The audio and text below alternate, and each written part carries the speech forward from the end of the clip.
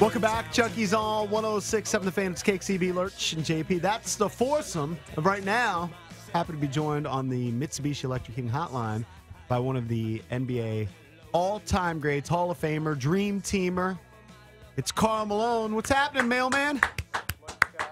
How you doing, Karl? Doing great, man. It's amazing that we get you on the show right after the day after you're making all these news, national headlines. You want to fight Kobe. This is unbelievable. No, not fight Kobe. I don't have no beef with nobody. You know, it was 11 years ago. I say what I say, and we moving. We're moving on. By the way, I take you in that fight, by the way. Yeah. Oh, yeah, my money's on Karl. Hey, Karl, can you give our listeners just a little background of where that started with Kobe? No, it was 11 years ago. So you don't want to talk? No, it's irrelevant. You asked me a question yesterday, and I answered it. But we're moving. We're moving on because it's not even important. It's been said and documented, and he asked me a question yesterday. I answered it. I don't have any problem with anybody. If someone have a problem, they have the problem, not me. Oh, okay. Now, Karl, you had an amazing career, second all-time leading scorer, Hall of Famer. But we were talking earlier, yesterday was the 25th anniversary of the Tyson loss to Buster Douglas. And we were talking just as sports fans, memories that haunt us. What's like the game or moment that haunts you the most? Would it be Game 6 against the Bulls? Got to be. No. Hey, look, let me tell you something. A loss, you replay those losses all the time. If they, the magnitude of it, Game 6 in the finals or something. I got there 3 times and didn't win it. But when you play and you're a competitor of the game, it's one thing to stand out to you. Okay, everyone want to be a winner. Everyone. When you play the sport and you're competitive, you want to win. But sometimes the true mark of a man or a woman is when you've lost a tough match or a tough game. How do you respond to a loss? Right? You got to win with dignity and pride or lose with dignity and pride? But I'll tell you what. A win, our emotions is all over the place. We happy, we jumping. A loss, it tastes the same. It sucks. So those losses in the finals is magnitude because of the severity of the game. But if you're a competitor, any loss haunts you. You know, I always strive to play the best all the time. But I know when I didn't play my best, and I just keep trying. So, yes, of course it's the finals. But how about 3 times? It's just one of those things that you deal with. I don't lose any sleep over it. My life went on. Life goes on. But it's tough to lose a ball game. But in defeat, how do you handle yourself? You know, and that's the most important thing. Did you ever reveal what you were saying at the free throw line? I never could figure it out. Hey, look at these eyes. If I tell you what I was doing, I would have to kill you.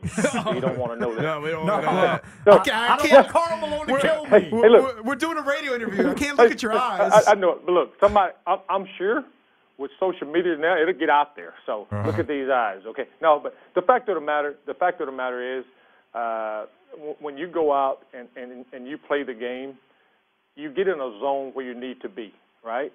So I used to be definitely afraid to shoot a free throw, right? But now what I started doing was walking up to the free throw line and just saying where I wanted to be other than the free throw line, right? And it just calmed me down.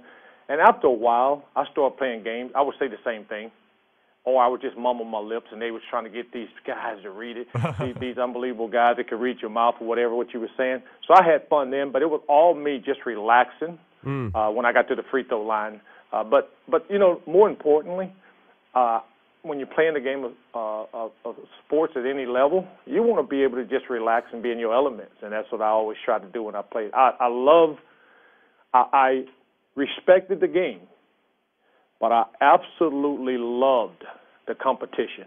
I loved the competition. Playing against another guy, they've scouted you, they know what you're going to do. And it was just awesome to go out there. And I never played, really, until I got hit. Yeah. When I got hit, it was like, okay, it's on. I can do this. Let's do this. So it was a great ride, awesome ride. I had some unbelievable teammates. I had John Stockton and Jeff Hornacek. Other than those 2 guys, I played with Derek Fisher, the most professional guys I ever played with. Talking to Hall of Famer Karl Malone, do you enjoy the game today? Do you enjoy watching the NBA today? I enjoy watching certain teams. I enjoy watching certain players. Yes. But I don't set my schedule to it. Yeah. But it's certain guys I love to see play.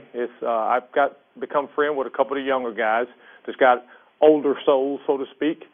So I like certain teams, but I have to be biased and tell you, I am a Coach Pop, San Antonio Spurs, old school. They would be my top team. But then I love, of course, the Jazz.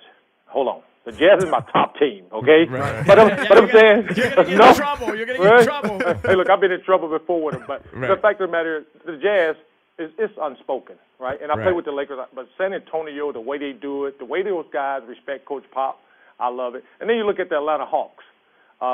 Last time I checked, he was an assistant coach under Coach Pop. Teamwork.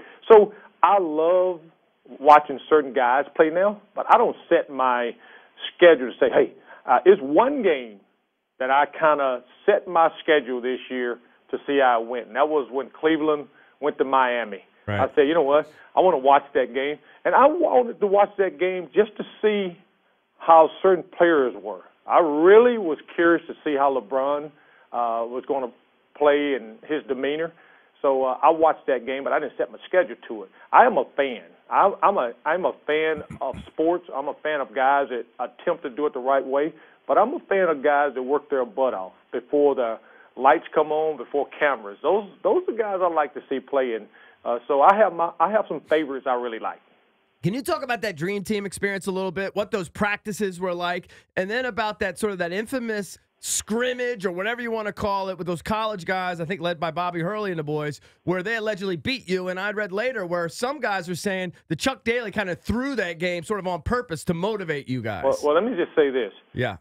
Through that game, fix that game, those young guys whooped our butt, and they whooped our behind because we didn't take them serious. We took them light. But didn't he bench Jordan like at key moments? It don't matter what happened. Hey, a loss is a loss, whether it's a pickup game or you're in the backyard with marbles. Right. We lost, they beat, and we was begging to continue practice. Coach Daly just canceled practice. No, they beat your butts. Uh-huh. Hey, look, we could not wait to the next day. And you all worked them the next Yeah, day. you smoked them. Yeah. But the thing about it, Dream Team, what an unbelievable group of professionals. Right. Everyone checked their egos at the door. We realized we was a country that had the best basketball. It was not even discussed. When we walked into that locker room or we walked into that practice, the respect we have for each other, the egos, we hung it on the door, and we said, this is bigger than us. This is not about us. It's bigger than us. So it was awesome to go out there and practice. I will never pay to go into a basketball game. I won't pay. But that's one of those. If I was on the outside looking in, that's some practices right there. I might have paid on my wallet to pay, but it was just unbelievable. And it was like practice start and it stayed top shelf the whole time. It never wavered. So it's pretty awesome. We're joined by Karl Malone, NBA Hall of Famer, second all-time leading scorer. Talk about what you're doing for people with high blood pressure, getting the medication delivered right to their door. KarlDeliversForYou.com. Talk about it. Absolutely. KarlDeliversForYou.com. I formed a partnership with AstraZeneca. I lost my mom to a heart attack. She had high blood pressure and things like that. So I formed a partnership with AstraZeneca, and it basically say, number one is Black History Month. Number two is American Heart Month. And African Americans are more prone to heart disease and things like that. If you go to KarlDeliversForYou.com, it tell you my story. So you get an opportunity now to be discreet. It's delivered right to your door, your heart medication. And I am excited to have a partnership with AstraZeneca because when you attach your name to somebody or some company, you want them to have the same belief you have. And that one person could have been my mom. I miss her every single day. She was the matriarch. She was my everything, and I lost my mom. So when you go to KarlDeliversForYou.com webpage, that one person that maybe we're able to help could be your mom, your brother, your sister. And it's not just an African-American problem. It's a world problem, and I think we all realize that. Do you see Anthony Mason struggling with a heart attack? They say he's, I don't know what's going on with him. Bad shape, yeah. Bad shape. Well, absolutely. And, my whole thing is Anthony Mason is a fighter. I had an opportunity to spend some time with him at the All-Star game, and what a great guy. And I promise you that he's going to fight with every ounce of energy he has. and we all should pray for him. We all should send out a special prayer for him and his family during a difficult time. You know, sometimes, guys, everybody say, God, I understand. Well, if you haven't lost anyone to a heart attack, which I lost my mom, you know, you just need to support and be there for him. So I am pulling and praying for Anthony Mason. We have some of the most unbelievable doctors now in the world, and hopefully Anthony will pull through this. All right, Carl, well thanks said. a lot for the time. We really do appreciate it. It's carldeliversforyou.com to get high blood pressure medication delivered right to your door. Thanks again, Carl. Thank Thank you, you, Carl. Always, guys. Take Okay. care. All right, you too, buddy. Yeah, that's Karl Malone, That was NBA good. Hall of Famer. That was awesome. How about that? Those young boys beat our butts. That's right. No excuses. Well, those college boys had Grant Hill. Well, they're great players, Yeah. but not as great as the Dream Team. Understood. You, You don't know know Karl what fast food place that he owned. Oh, Carl's Carl's I was Jr. going to ask him. Carl's Jr. Yeah. that would make sense. I was going All to those ask spelled him, but, differently. Yeah. like, he's talking about high blood pressure and heart attacks. I didn't want to bring up the fast food joint that he allegedly Hey, you owns. got to be diverse, JP, Sonic. sometimes. I have no idea. Arby's. Oh, It's gotta be Oh, silly Arby's. Arby's. Beef A and big, cheddar. a big Montana. I wanted to jock the curly fries. Oh, they're We're so good. Talking about high blood pressure. I was like, probably not Karl good. Malone's son plays offensive line at LSU. Oh, is that Oh, right? really? He's an offensive lineman. Is he a big silly Big too? Is he about dude. 6'9", 270 like his daddy? No. He's 6'4", but he's big. Yeah, I mean, he's probably 300. I forgot that he got to the NBA Finals with the Lakers. That was that team that got waxed by the Pistons. I told my wife the other day I should have married a 6-footer. Should have just thought about that. Should have pulled a G. Gordon Liddy Yeah. and just married like Married a, for genetics. yeah, should have just married a big woman. Right. I kind of botched it. Michelle Wee should have married Michelle Wee. Meanwhile, my kid's 14 and he's like, 4 feet tall. I botched Insider. it. Botched it, Drabby. By the way, we were talking about Scott Norwood. Scott Norwood apparently went to high school here locally. Went to Thomas Jefferson in Okay. Yeah, Alexandria. they changed the name of it. I and he think, to something played else. at James Madison. Didn't know that. He's got a it makes local sense- tie. So it makes sense. And apparently he's a realtor in the area. Really? He's probably listening to us right now. Yeah. You were killing him for I'm sure he's a 10 great minutes. guy, but Murdering it just him. sucks because his name is synonymous with losing. Yeah. And I'm I sure he's a agree. great athlete and had a great career, but that one moment Does he have defines him. Does he have goat horns on his realtor signs all over the D.C. area? I mean, you're just killing him. I mean, I think he was going to call into the show until you said that. who else is in that realm, the Scott Norwood realm, where they, they have great careers or whatever, but then those moments where they could have come up big, they came up short, defines them. Eric Wadden. Ewad? Lee Evans. Well, Fred Brown will be. Although- Lee Evans Fred not Brown a will small- always be Fred Brown. remembered for throwing the ball Chris away. Webber. Although he did later win. Chris Webber with the timeout. You know, it's kind of tough Golf with Weber move. because he had such a good career. Yeah, but when Yes, people think yes. of Chris Webber, I they think agree. of the timeout against Carolina. It certainly comes to the forefront. You're Yeah. right. But Fred Brown, I agree. I think of that first, but he did redeem himself the Bill next year and win a Buckner. championship. Bill Buckner. Well, we just Buckner. had Buckner's a Karl good Malone on, example.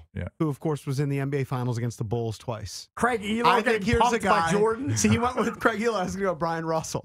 He's Brian known for that, Russell. Jordan kind of Yes. flipping them off. That's and then former Jordan- Wizard Brian Russell. Oh, Yeah, he but was on that's the just like the greatest Yeah. player of all time, just I know. schooling you. That's a little different than having the Super Bowl on your toe in wide right.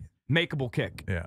Definitely makeable. All right, if you want Not to a chime chip in on shot, that, but makeable. you can chime in on anything. It is open line Thursday, 800-636-1067.